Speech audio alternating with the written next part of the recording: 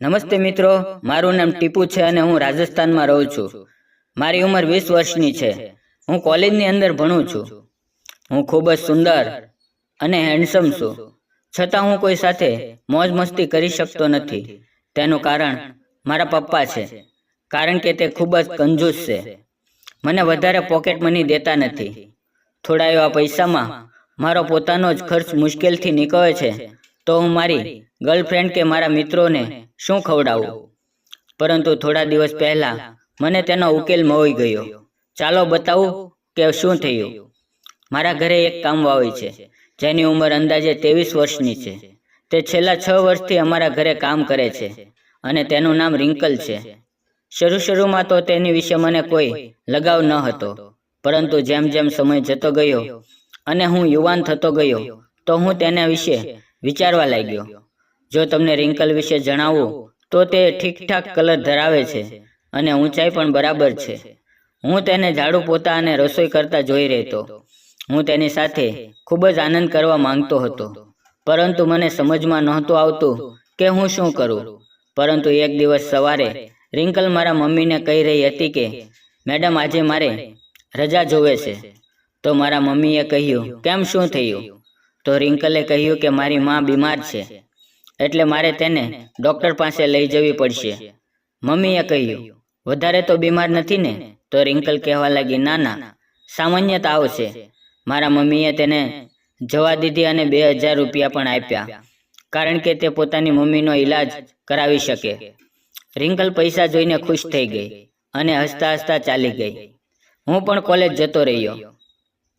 College ગયા પછી બધા મિત્રો કહેવા લાગ્યા કે ચાલો આજે મૂવી જોવા જઈએ. તો મેં મમ્મીને ફોન કરીને કહ્યું કે હું મારા મિત્રો સાથે ફિલ્મ જોવા જાઉં છું. મમ્મીએ પણ મને રજા આપી દીધી. સિનેમા હોલ ઉપર જઈને અમે ટિકિટ લીધી અને સીટ ઉપર જઈને બેસી ગયા. મૂવી શરૂ થઈ ગઈ ત્યારે મારું ધ્યાન આગળની એક સીટ ઉપર ગયું. ત્યાં રિંકલ બેઠી હતી.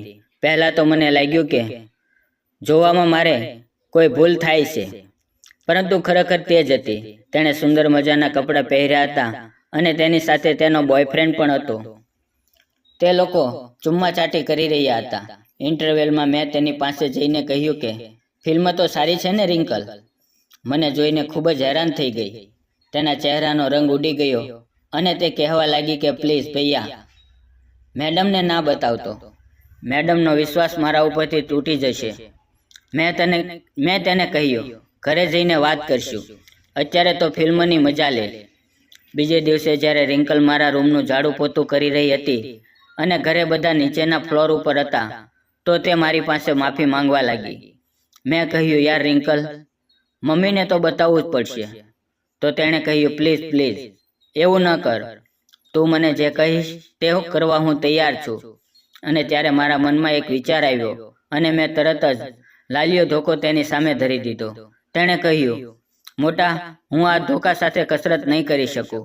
તો મેં તેને કહ્યું, જો તું આ લાલિયા ધોકા સાથે કસરત નહીં કરીશ તો હું મમ્મીને જણાવીશ કે ગઈકાલે તું મૂવી જોવા માટે ગઈ હતી.